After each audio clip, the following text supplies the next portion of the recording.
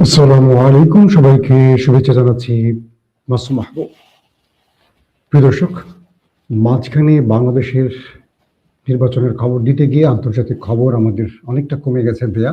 আজকে থেকে আবারও আন্তর্জাতিক খবরে ফিরছি এবং আপনাদেরকে প্রতিদিন আমরা চেষ্টা করব আন্তর্জাতিক বিশ্বের সবচেয়ে ব্রেকিং খবরগুলো তুলে দেবার জন্য। আজকের মূল শিরোনাম হলো, দখলদার দেশটি ইরানের ভয়ে সর্বোচ্চ প্রস্তুতি নিয়েছে। ইতিমধ্যে দেশটির গুরুত্বপূর্ণ ব্যক্তিরা বাংকারে চলে গেছে পালিয়ে। দ্বিতীয় গুরুত্বপূর্ণ খবর, ইরানের আগে কি আমেরিকা আক্রমণ করবে না ইরানই আগে আক্রমণ করে বসবে। ইতিমধ্যে মার্কিন যুক্তরাষ্ট্রের সকল সামরিক প্রস্তুতি শেষ। যে কোনো সময় ট্রাম্পের আক্রমণের হুমকি। 3 নম্বর ব্রেকিং খবর, ইরানে আক্রমণ হলে ইরান পুরো মধ্যপ্রাচ্যে থাকা আমেরিকার অস্তিত্ব টান দিয়ে বসবে। দর্শক, পাশাপাশি ব্রিটিশ সংবাদ মাধ্যম দাবি করেছে ইংল্যান্ড আমেরিকাকে এই যুদ্ধে তাদের ঘাঁটি ব্যবহার করতে দেবে না।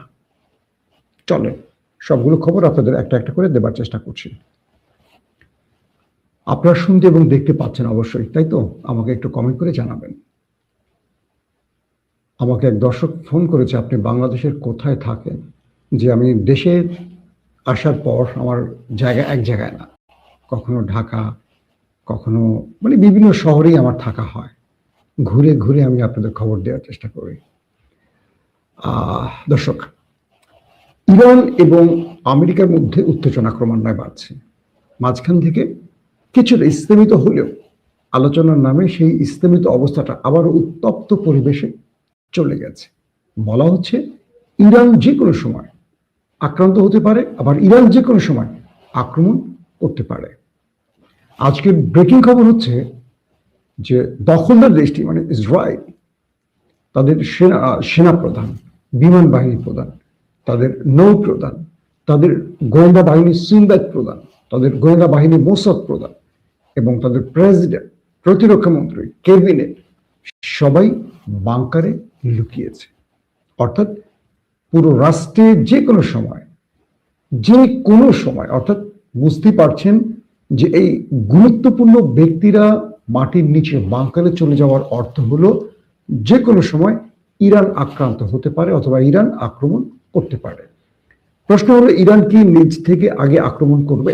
না, ইরান কখনোই নিজ থেকে আগে আক্রমণ করবে না। তবে ইরান আক্রান্ত হলে সঙ্গে সঙ্গে ইরান সেটার জবাব দেবে।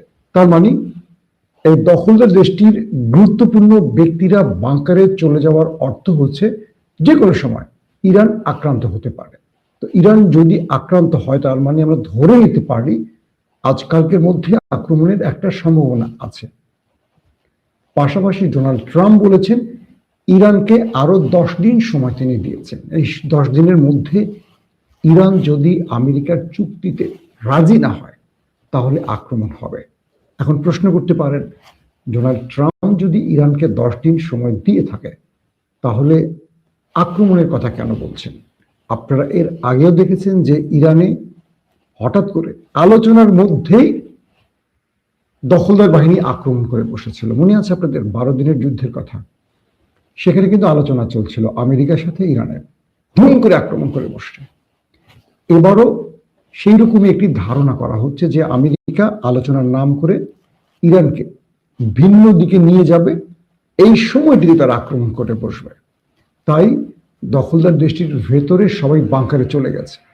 ইতিমধ্যে তাদের সুপারস্টার স্টোরগুলো, তাদের বিভিন্ন শপ বন্ধ করে ফেলা হচ্ছে। খাদ্য সংকট তৈরি হয়ে গেছে। অধিকাংশ মানুষ চলে যাচ্ছে বাংকারে, খাদ্যটা নিয়ে নাকি বাংকারে চলে যাচ্ছে। তার মানে কখন আক্রমণটা হবে এটা তারা জানে, তাই তাদের নাগরিকদের বাংকারে নিয়ে যাচ্ছে, তারা নিজেরা বাংকারে চলে যাচ্ছে। বাংকারে বসে থেকে তারা নিজেদেরকে রক্ষা করবে, এমন একটি পরিকল্পনা থেকে তারা এই কাজটি করছে। যখন দখলদাররা আশ্রয় নিচ্ছে বাংকারে, তখন ইরান সর্বোচ্চ প্রস্তুতি নিয়ে বসে আছে।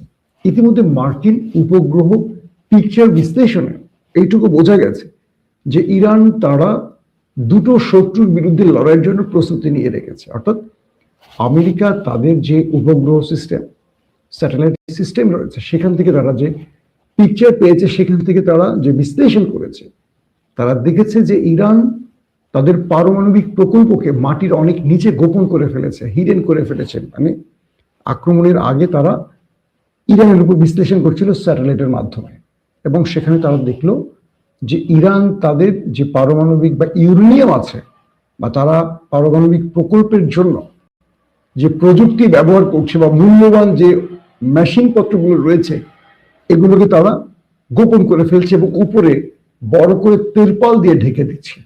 এটা হলো মার্কিন গণমাধ্যম এবং ব্রিটিশ গণমাধ্যম এই পিকচার দিয়ে তার বিশ্লেষণ দেখিয়েছে। আপনারা জানেন যে এর আগে ইরানের 3টি পারমাণবিক ক্ষেত্রে আক্রমণ করেছিল, নাতানজ, ইস্পাহান, ফোর্দো। তো এই নাতানজ, ইস্পাহান, ফোর্দো যে পারমাণবিক প্রকল্প আছে ইরানের, সেখানে কিন্তু আমেরিকা তার বাংকার ব্লাস্টার বোমা দিয়ে আঘাত করেছে। এরপর আমেরিকা দাবি করেছিল যে ইরানের এই পারমাণবিক প্রকল্পগুলো তারা ধ্বংস করে ফেলেছে। এরপর একটা লম্বা সময় ইরান কিন্তু দাবি করেছিল যে না, কিছু করতে পারেনি, তারা উপরি ভাগের কিছু ক্ষতি করেছে। তো বিশ্লেষকরা বলছিলেন যে ইরানের এই প্রযুক্তি, অর্থাৎ এই পারমাণবিক প্রকল্প, এটা মাটির উপরে না, এটা মাটির নিচে, 80 থেকে 90 মিটার মাটির নিচে।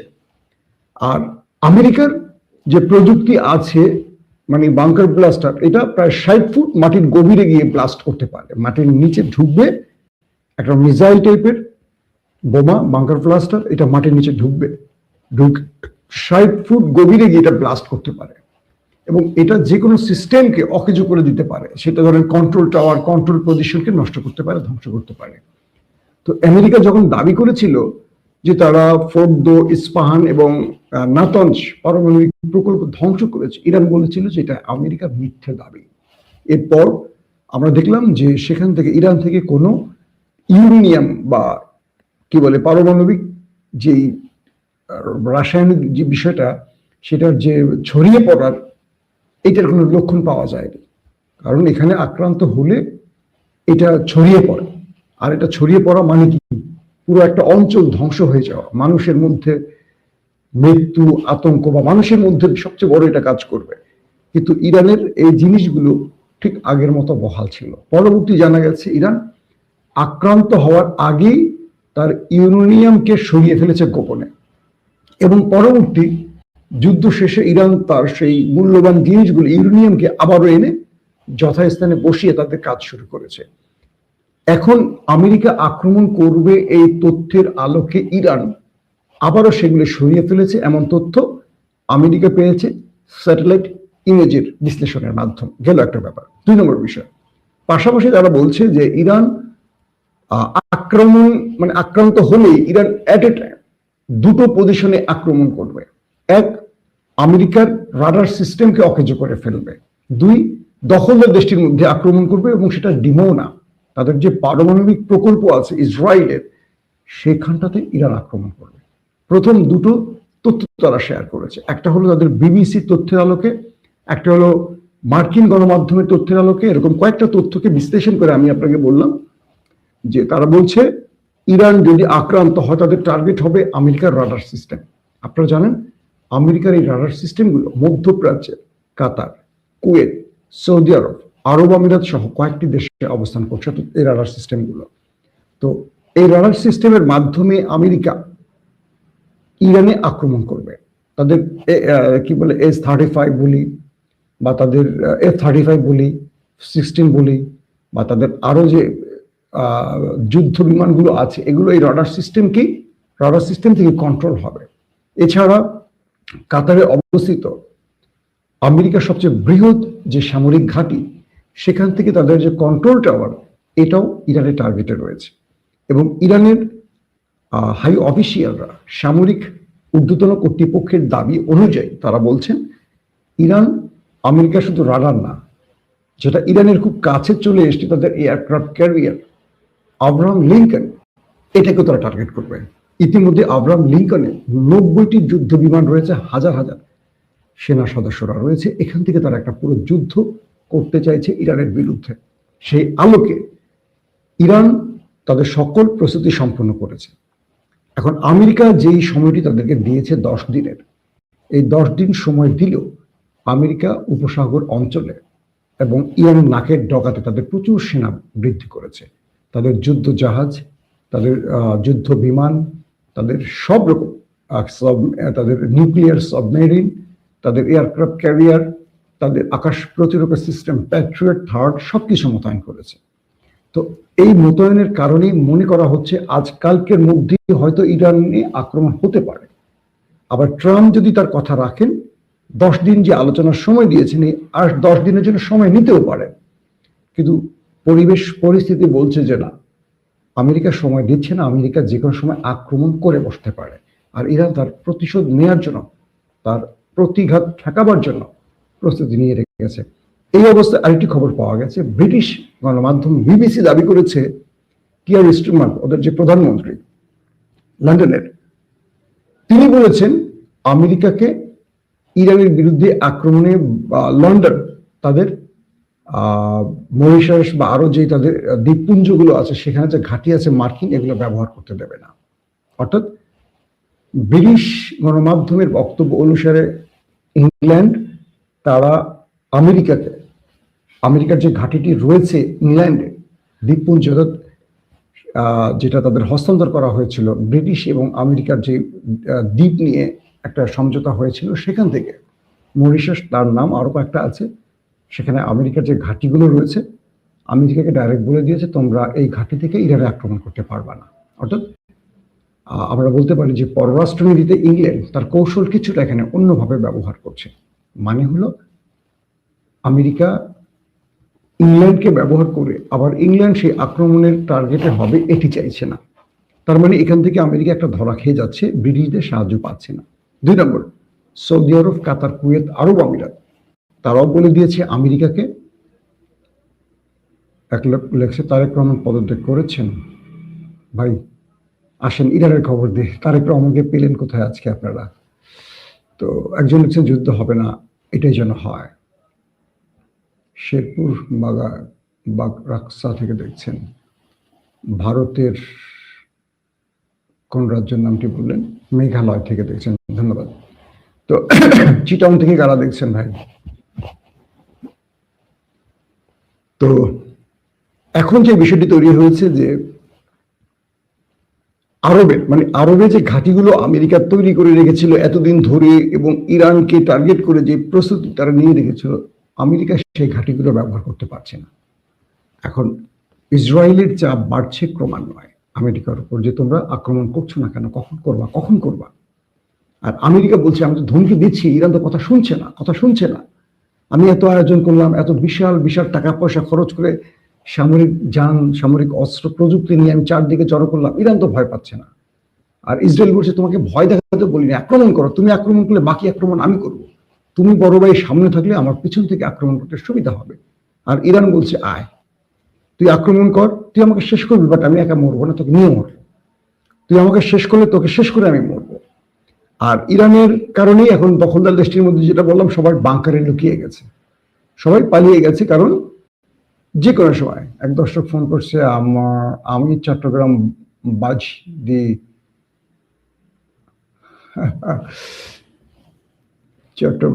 চট্টগ্রাম আমার প্রিয় শহর, আমার এত ভালো লাগে চট্টগ্রাম। আমি কিভাবে 22 দ্বীপ থেকে দেখছেন, 22 দ্বীপ না, হালি শহরে আছেন কে, মাইজপাড়া আছেন কারা? তারপরে আচ্ছা, এরপরে যে বিষয়টি তৈরি হয়েছে যে ইরানের বক্তব্য অনুসারে, ইরান আজকেও যে কথাটি বলেছে তাদের সামরিক গুরুত্বপূর্ণ ব্যক্তিরা, ইরান বলছে যে আমরা আর আত্মরক্ষায় কাজ করব না, আমরা এবার প্রতিশোধের জন্য যেটা করা লাগে সেটা করব। আমেরিকাকে উদ্দেশ্য করে বলেছে তোমরা আমাদেরকে যে চুক্তিগুলোর অফার করেছো, যে 10 দিনের মধ্যে আমাদের ইউরেনিয়াম সমৃদ্ধির বিষয়টি 5-6% নামায় আনতে হবে, এটা পসিবল না। তোমরা বলছো আমাদের ব্যালিস্টিক প্রোগ্রাম বন্ধ করতে হবে এবং এটা রেঞ্জ 300 কিলোমিটারের মধ্যে নিয়ে আসতে হবে। আমার শত্রু তো থাকে 2000 কিলোমিটার দূরে, আমার শত্রু তো আমার প্রতিবেশী মুসলিম দেশ না, আমার শত্রু হলো দখলদাররা, ও তো আমার থেকে থাকে 2000 কিলোমিটার দূরে। তো আমি তো 300 কিলোমিটারের মধ্যে আনতে পারবো না। ইরান ব্যালিস্টিক প্রোগ্রাম বন্ধ করবে না। ইউরেনিয়ামের বিষয়টি তারা বলছে যে আমরা শান্তিপূর্ণ এটা কর্মসূচি, এটা আমরা পারমাণবিক বোমা বানাচ্ছি না, তোমরা বারবারই আমাদের ঘাড়ে মিথ্যা অভিযোগ দিয়ে আক্রমণ করতে চাও কেন? এখন আমেরিকার উপর চলে গেছে গুটি, কারণ মিস্টার ট্রাম্প বলে দিয়েছেন 10 দিনের মধ্যে ইরান কথা না শুনলে আক্রমণ। আর ইরান বলছে তুমি আক্রমণ করো, তোমাকে আমি বেজ্জতি করে ছেড়ে দেব, তুমি কি করবা করো। কারণ আমেরিকার জন্য কঠিন হয়ে গেছে, ইরানে আক্রমণ করতে গেলে তাকে পারমাণবিক প্রকল্প ধ্বংস করতে হবে, তাকে মেন ব্যবস্থাটা নিতে হবে বাংকার ব্লাস্টার বোমা। এখন এর আগেও নাতানজ, ইস্পাহান, ফোর্দো, এখানে আমেরিকা তার বাংকার ব্লাস্টার ছুটছে, কাজ হয় নাই। আবার লাভ হয়েছে কি? কিছু লাভ হয় না। ইরান তার যে ইউরেনিয়াম, যেটাকে তারা এতদিন রেখে দিচ্ছে পারমাণবিক বোমা বা যে কোনো কাজের জন্য, সেটা আবার সরায় ফেলছে ইরান। সরায় ধরেন ভিন্ন কোনো দেশে নিয়ে গেছে বা মাটির কোনো গভীরে নিয়ে তারা লুকিয়ে রাখছে। এখন আমেরিকার যে বাংকার ব্লাস্টার ঢুকতে পারে যতটুকু, তার চেয়ে গভীরে ইরানের জায়গা আছে। ইরান শুধু তাই না, ইরান মাটির নিচে শুধু না, পানির নিচে, ভূগর্ভস্থ যেটা পানির নিচেও তাদের মিসাইল স্টোরেজ তৈরি করে রাখছে। এবং তারা হরমুজ প্রণালী নিয়ে এখন টার্গেটে আছে। তারা বলছে আমরা আক্রান্ত হলে হরমুজ শেষ, হরমুজ বন্ধ, পুরো পৃথিবীর অর্থনীতি ভেঙে পড়বে যদি ইরান হরমুজে তেল আসা যাওয়া বন্ধ করে দেয়। এই যুদ্ধটা ইরান আমেরিকার মধ্যে থাকবে না, ইরান পুরো পৃথিবীতে ছড়িয়ে দেবে। এখন কি করবেন? একদিকে চীন রাশিয়া চাইছে, ইরানকে বলতেছে যদি আক্রমণ করে তুমি আমার এই টেকনোলজি ব্যবহার করো, তুমি আমার এই টেকনোলজি ব্যবহার করো। বিষয়টা কি? ইসরায়েলের ক্ষেত্রে রাশিয়া চুপ থাকে, কিন্তু আমেরিকার ক্ষেত্রে চীন রাশিয়া দুটোই মাঠে নামে, কারণ তাদের মূল শত্রু তো আমেরিকা।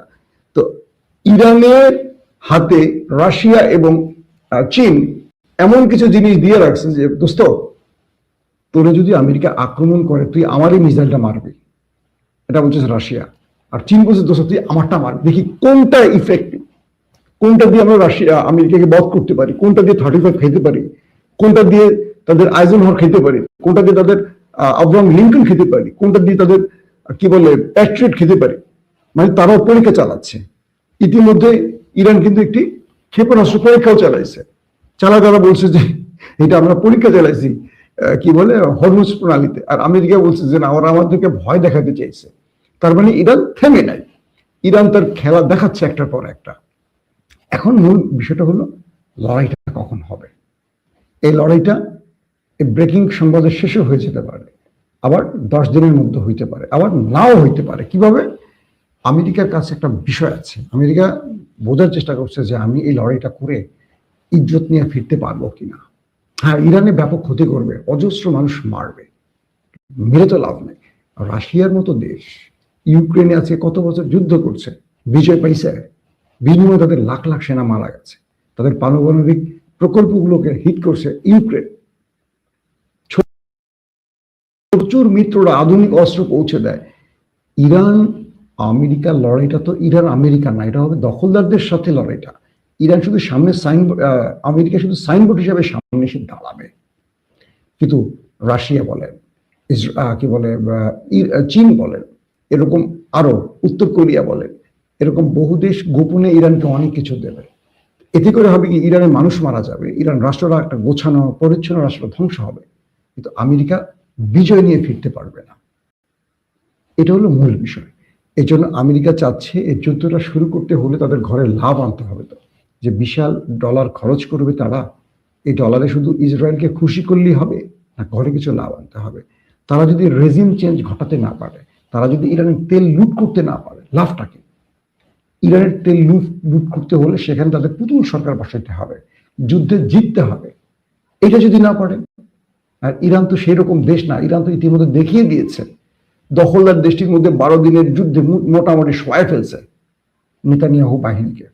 আবার কাতার থেকে আমেরিকা আল উদাইদ ঘাঁটি থেকে ইরানে যে আক্রমণ করেছিল, সেই আক্রমণের প্রতিশোধ হিসেবে সেই ঘাঁটিতেও ইরান আক্রমণ করে দেখাই দিচ্ছে। তো ইরান তো থেমে থাকবে না, এটা আমেরিকা বোঝে। তাই এখন বিশ্ব কেবল অর্থনীতির একটা বড় ভয়ের জায়গা তৈরি হচ্ছে এই যুদ্ধ। আর বিশ্ব রাজনীতিবিদরা এনিহাও এই যুদ্ধটা বন্ধ করতে চাইছেন, কারণ এই সময় এই যুদ্ধটা শুধু মধ্যপ্রাচ্য নয়, পুরো পৃথিবীকে অস্থির করে ফেলবে। এখন দেখার বিষয় শেষ পর্যন্ত কি হয়। দর্শক, আবার বলছি, আমরা যুদ্ধ চাই না, আমরা শান্তির পক্ষে। আমরা চাই এই লড়াই, এই যুদ্ধ বন্ধ হোক, পৃথিবীতে শান্তি আসুক। প্রত্যেকে ভালো থাকবেন। আল্লাহ হাফেজ।